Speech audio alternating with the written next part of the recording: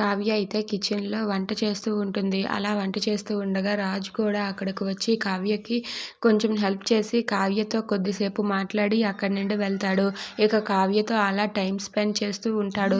ఇంతలో అక్కడికి అపర్ణ వస్తుంది. రాగానే అక్కడ ఉన్న రాజు అయితే వెళ్ళిపోతాడు. వెళ్ళిపోయాక అపర్ణ కావ్యతో ఇలా అంటూ ఉంటుంది. ఇంతకుముందు నిన్ను చూస్తేనే విరుచుకుపడేవాడు. నువ్వంటేనే అంత దూరం వెళ్ళేవాడు. కానీ ఇప్పుడు అలా కాదు. ఇప్పుడు నువ్వెక్కడుంటే అక్కడుంటున్నాడు. నీతో కూడా మాట్లాడుతున్నాడు. అంటే ఏమైనా జరిగిందా? నా కొడుకు మారాడా? అని చెప్పి అడుగుతూ ఉంటుంది. అది వినగానే కావ్య అయితే ఒక్కసారిగా ఆలోచిస్తూ ఉంటుంది. ఇంతలో రాజు అయితే కావ్యతో ఇలా అంటూ ఉంటాడు. కళావతి, నీకు ముఖ్యమైన విషయం చెప్పాలి కళావతి అని చెప్పి అంటాడు. అది వినగానే కావ్య అయితే ఒక్కసారిగా చాలా హ్యాపీగా ఫీల్ అవుతుంది. అత్తయ్య గారు అన్నట్టు ఈయన నిజంగానే మారారా అని చెప్పి అనుకుంటూ ఉంటుంది.